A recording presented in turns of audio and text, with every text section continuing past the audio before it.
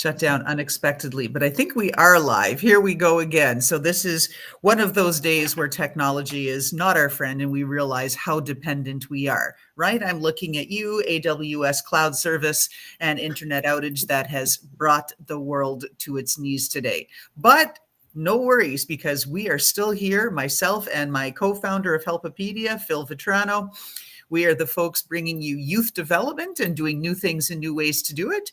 And over here on this side, we've got a wonderful guest, Rosemary Olender, who has a really storied career in the New York school system, bringing parents together with children, finding ways to build those relationships. And she's got a book that's just really starting to catch wind. And it's all about how do you raise rich children. Rosemary, welcome to the show. It's a pleasure to be here. Talk to us a little bit about your background in the school system, and then we're going to talk about the books you've written. But give us your school background first, please. Okay. Well, most of my career was as a change agent. I started out in a residential school for profoundly deaf children. My background is speech pathology and audiology. And then I moved from that to taking kids out of residential schools and starting the first mainstream program in Central New York. For profoundly deaf kids in the 70s. And then from there, I became a teacher of the deaf and supervisor of that program. Then I went and moved to regular education, and I was a building principal for a junior high school, then an elementary school, and finished my formal career as a director of special education in a very large district with 1,400 identified students. So it was a large district, and I did that. Post-retirement, so to speak, quasi-retirement, I became a consultant throughout the state of New York and basically performed special education audits for school districts on what they were doing correctly according to the law and what they needed to shore up according to the law. But that led me to many, many parent workshops and teacher workshops in those districts who wanted me to come back and share with the community the kinds of things that needed to happen for kids in the schools and at home. So did all of that. And I also was a Medicaid supervisor for kids who were getting speech services. Then COVID came along, and that the whole world changed and flipped. Once COVID came along, I became a writer. I decided to put pen to paper and write my second book. My first book was while I was right after I retired. It was called The School-Home Connection, Forging Positive Relationships Between School and Home. And I wrote that, co-authored it with two other of my colleagues, based on some research we had done on what causes the friction between schools and parents.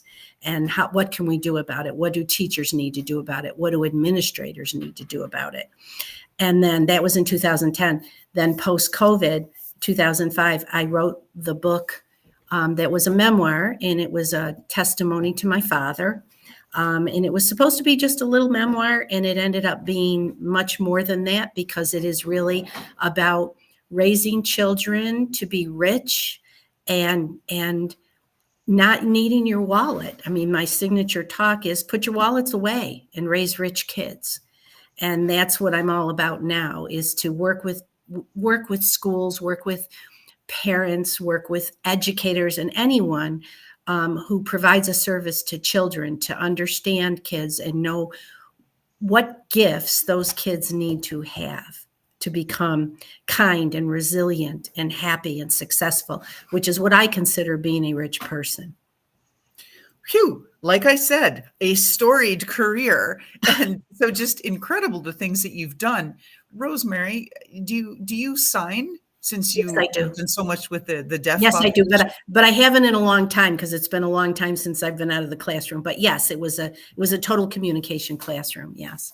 I figured, but again, the idea is not to put our guests on the spot, but I'm going to put you on the spot. Sure. For those that are maybe hearing impaired that are watching this episode, can you send a message to them? Sure. I mean, I can do the typical "I love you." Yes. And I'm happy to be here with you. Excellent. That's good. Mhm. That Mhm. gets us going.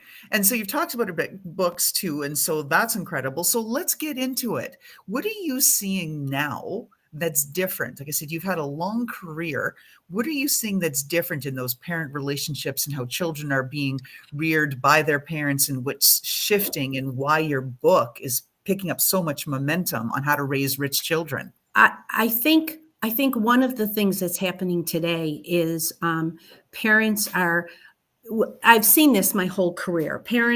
Some parents are very, very concerned that they can't give their kids what they need or what they want, and probably more about what they want. But in today's world, there's so much stress. There's so much um, change coming at us so fast. We can barely keep up with it. It is more critical today than ever to raise children who are resilient, who can handle negativity, who can handle a setback, who can handle failure and grow from it, not let it stop them cold. Because look at just AI. The change in it month by month by month is astronomical. The change in our communication. I mean, after COVID, we are now in a social media world. This is a whole new world for me. I'm in a swimming pool that's very deep, and I know how to float at this point. I'm trying to figure out how to swim my way through all of the things that need to be done. So parents are faced with their kids having access to information of all kinds quickly, maybe without even their knowledge. I would go to the library. My father knew I went to the library. Now, with this device in front of me, I can get anything I want anytime I want. And maybe that's not a good thing. So I think parents need to be much more vigilant today than they ever have been to see what their kids are doing, who they're hanging out with, what information they're getting, how they're digesting that information and thinking about it. So in my book, I talk about the 12 gifts my father gave us that made my sister and I incredibly rich individuals. He passed away, and it came out of a deathbed conversation. The night before he died, he apologized for having left me with nothing. And that stunned me. And I thought, are you out of your mind? I am so successful and so happy, and so is my sister. And we won the lottery the day we were born to you. And he didn't understand that. So I had this conversation, and I talked about the gifts he gave us our whole life that made us the rich individuals we were. We're very resilient. My sister and I have both had some pretty significant setbacks, and weathered it fine and got through it fine and came out stronger as a result of it. We feel that we are able to help others and be part of communities and not be isolates, and be empathetic and be kind. So kind of my definition of what a rich kid is someone who is secure. They feel secure. And I said that to my dad. Do you understand that I never once worried about anything? Because I always knew I had you, I had mom, I had our extended family, Oh, I had our friends who were family, and all of that. So beautiful. those 12 gifts that are in the book to help parents say, okay, how can we do this? And today parents don't have the time either. In this busy world that we're in, parents and economically, if you're not set up, you might be working 2 jobs. The job market has changed so that people don't have set hours. They change all the time sometimes, and the boss will say, no, I need you on Saturday this week. So their lives are much more disrupted. When I was growing up, I went to school, I came home, we had dinner, it was all set. That is not the case anymore. So finding the time. So the parents I want to work with are the parents who are struggling with time, who are struggling with kids who are behavior issues or academic issues, who are struggling because maybe one of the children in the family has a disability and is taking a larger chunk of time. How do we get around that? How do we deal with it? How do we absorb that into the family? Those kinds of things. And so that's, I think, a terrific foundation to set us up. So what's your first tip then on how to raise rich children? I think the first tip is that you need to understand that you are teaching your children every moment they're with you. So whatever you are, they can become and will become if they think that's what they should be doing. So I think one of the things you have to do is you have to model wisdom, and you have to model the core values that you have, so that your kids will absorb those and be like that going forward. If you are a bully and you bully your spouse, or you bully one of your older kids, the younger kid's going to see that and say, hey, it's okay for me to be a bully. So modeling is one of the key ways that you have to raise your kids. Understand that you are a model for them. I really believe Tennyson wrote, I am a part of all that I have met. That is absolutely true. The opposite of that is true too. All that I have met is a part of me. I am the culmination of everything I've experienced, and your kids are and will be. So that's one of the things.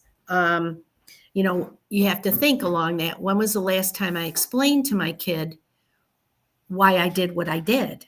See, my dad was a master at that. We talked every night. The reason the book is called Coffee and Wisdom, the book is called Coffee and Wisdom, A Father's Legacy to Leading a Rich Life, was because he and I sat at the kitchen table almost every night of my life during the week, sometimes on weekends, to talk. And he would say, how was your day? What happened today that excited you? What happened today that was frustrating? Let's talk about that. What could you have done differently? What did you learn from it? So, you need to make sure that you build that time in, even if it's 5 minutes, to talk with your kids. So the modeling is key. I think another thing you have to be telling your kids and showing your kids is that people are more valuable than possessions.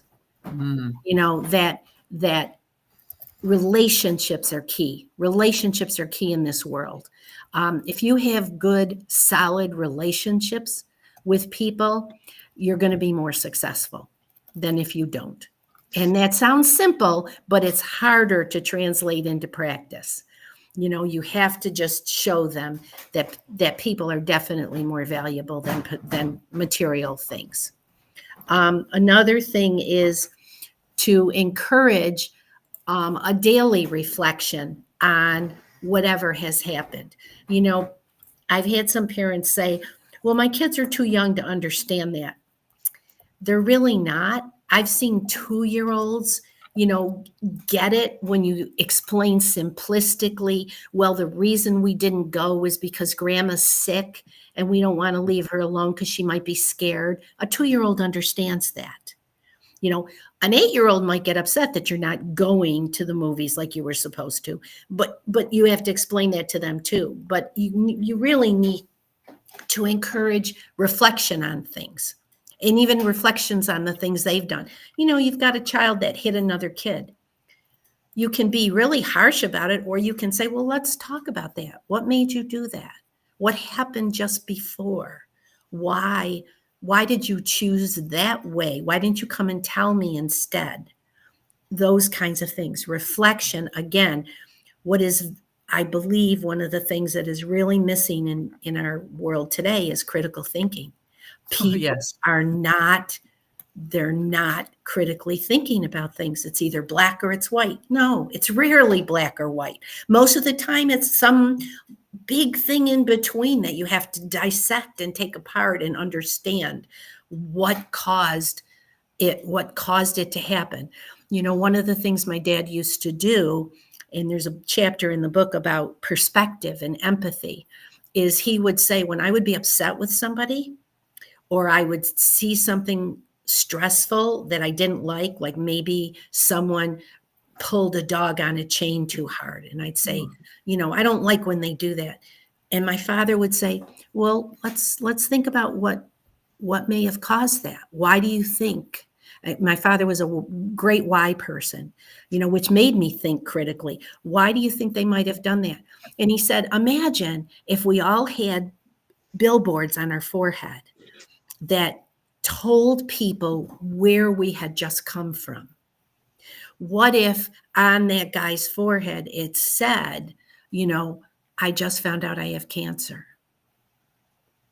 So pulling the dog wasn't really about the dog at all. It was more about his fear and his frustration. So talking about things like that are kind of critical to do too. Agreed, but you should still never pull hard on the dog's Oh, chain. never. Of course not. It doesn't mean it's right. Doesn't No. mean it's right. You should never do that. I can remember pulling over to the side of the road one day because there were two kids that were beating on a dog. And I got out of the car and I said, excuse me. I said, I am with the police. I do not like what you are doing to this dog. I don't want to see it again. And I will come back here and remember you. And I got in my car and I drove away. Good for you. But it was like, needs more advocacy like that. Yes, Like these poor yes, little animals. yes, I know. yes. Well, don't get me started, Rosemary. I'm going to go off on a tangent here. And you were flowing here pretty good. So we're about. Okay. So another one is to cultivate a spirit of gratitude. We don't spend enough time thinking about what we have. And that was my dad.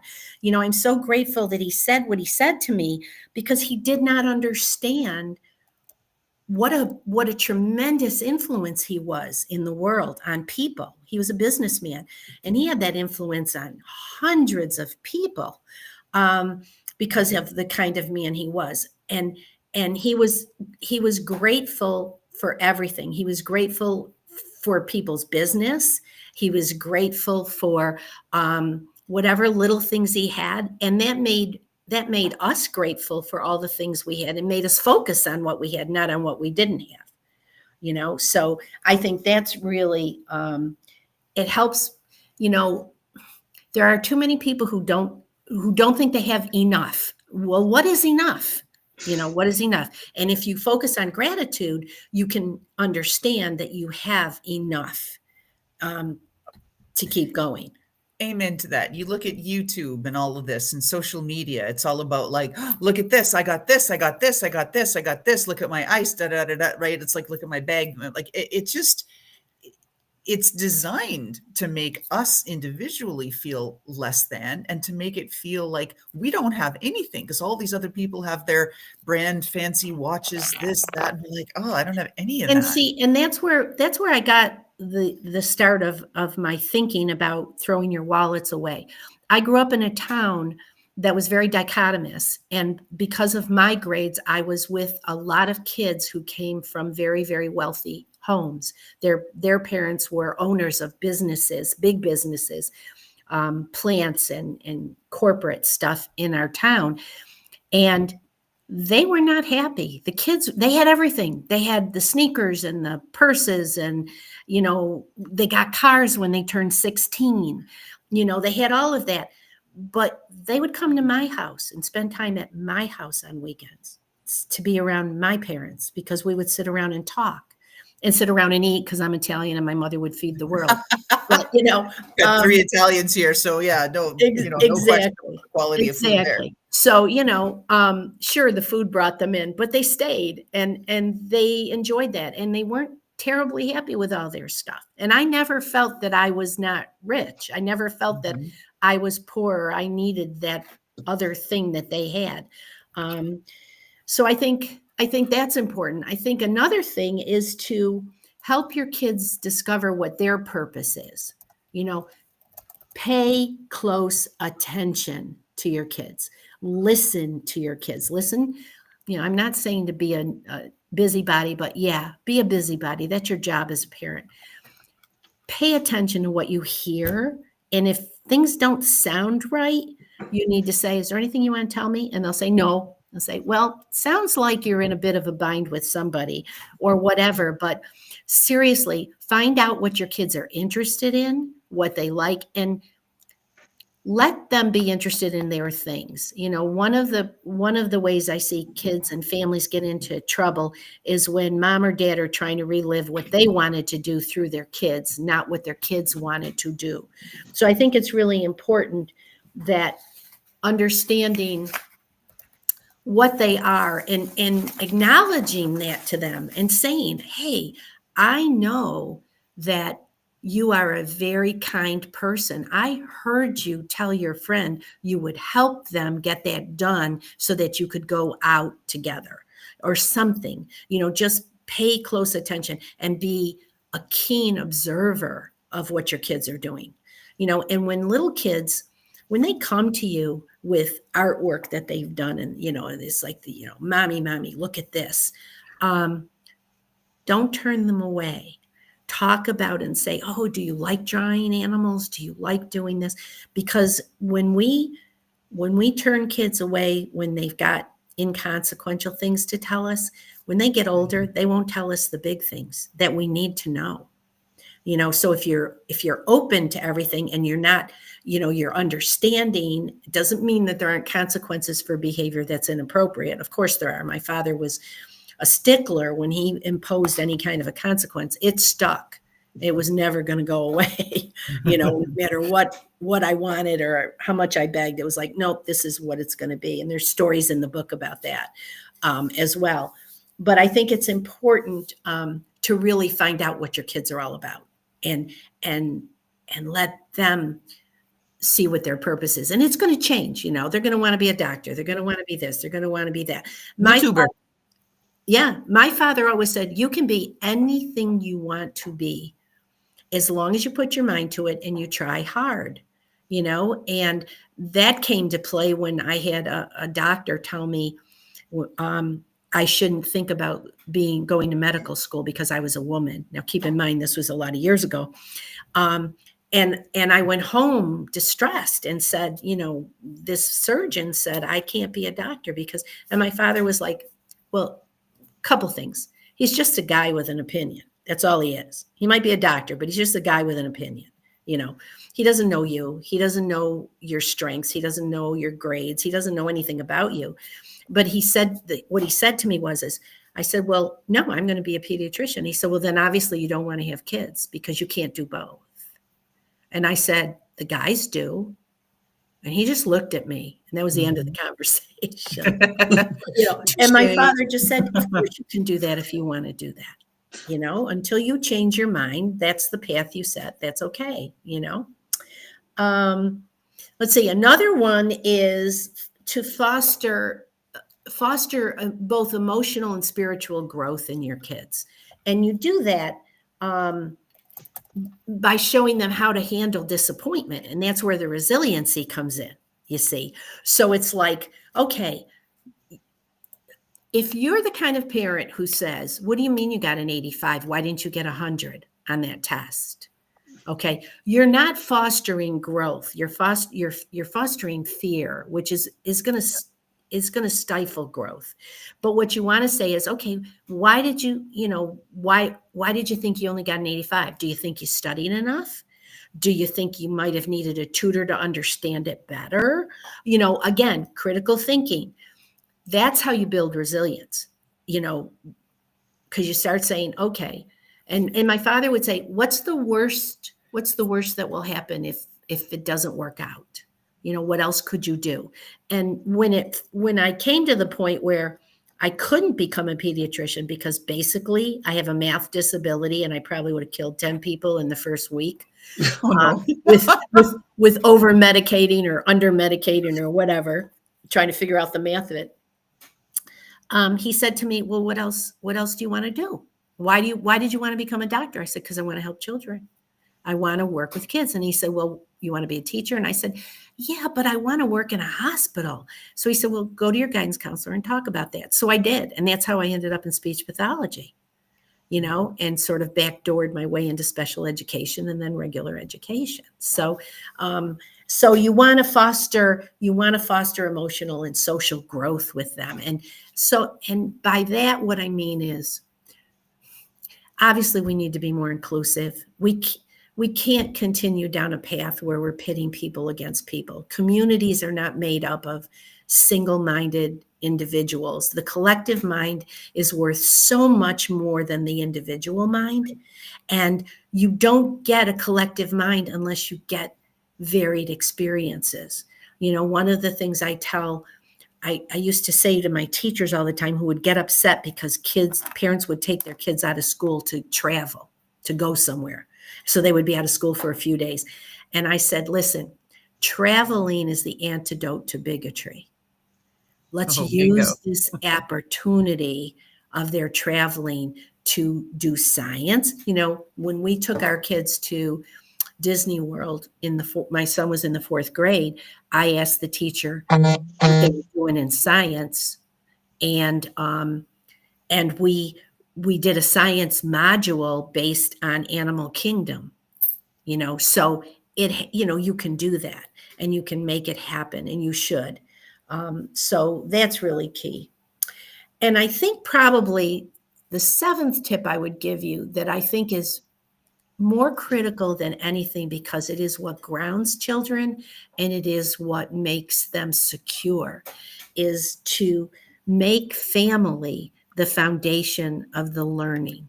And that means celebrate traditions, celebrate your culture, create situations, because they need to know they're part of something bigger than themselves.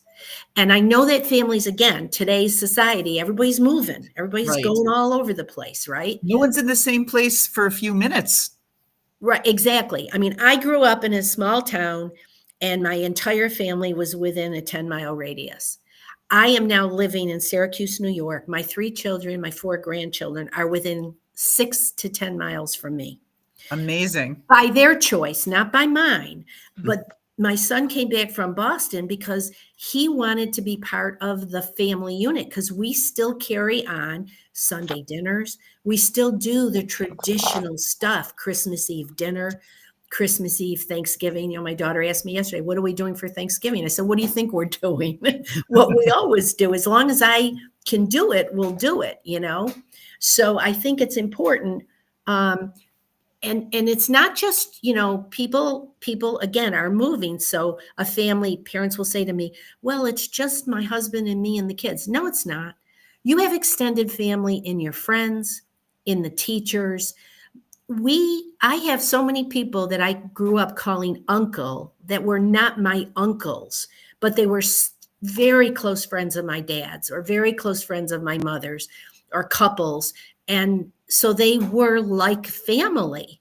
My husband and I specifically picked non-family members to be our children's godparents, because our family members will always be part of our life. We wanted these people that we selected to be part of our life forever, if we could, as long as we could, even through remote and distance and all of that. And that is one of the good things about technology, is we can do what you and I are doing now, what we're doing now. So I think if you make the family the foundation of learning, that's key. So celebrate the recipes that came from grandma or great grandma, or if you're Irish, that are traditional Irish recipes.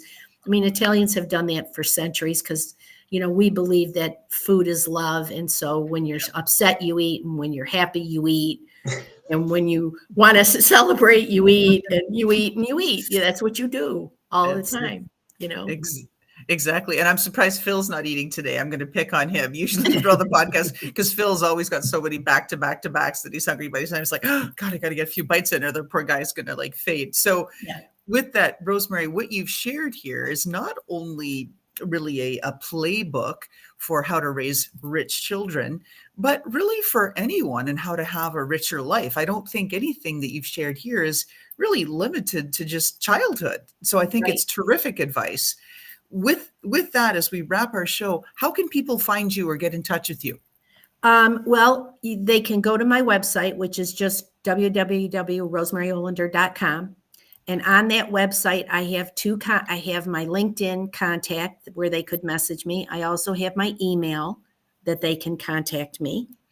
My books are available. My book, Both books are available on Amazon.com.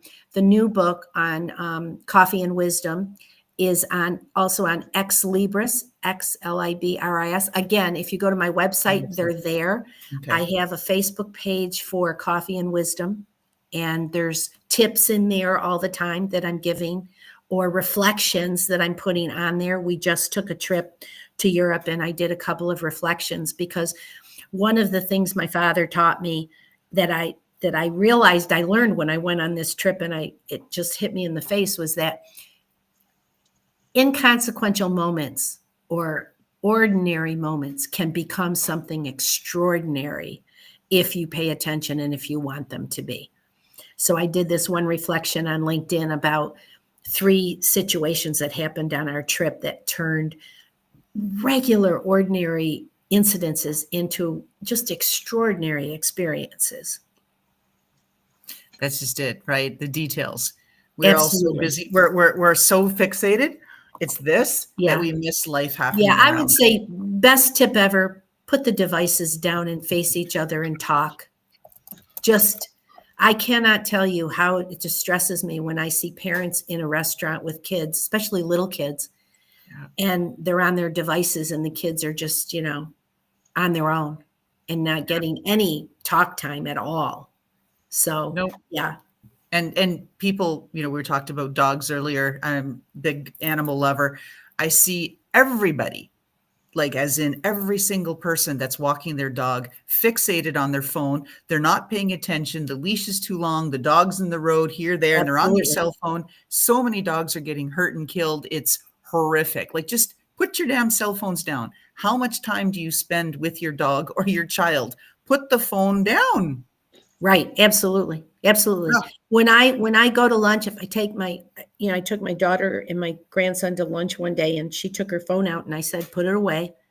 And she said, well, I said, if you insist on using it, you're paying the bill. I'm not buying lunch. It's on you. I didn't come out to watch you be on the phone. Good for you. See, we need more like tough people out there that are like, hey, take a look. I mean, like, come on, spend time, enjoy. Like, life, life's passing us by. Let's figure it out. So with that, Rosemary, we've got to wrap the show. Thank you so much for being a guest here on Help Talk. We appreciate all your tips on how to live a richer and better life. And folks, there you can find Rosemary at rosemaryolender.com. And you'll also see this episode broadcast in a few places, from our YouTube to Instagram to Facebook to LinkedIn. Thanks, Rosemary. Thank you very much. Have a great day. You too.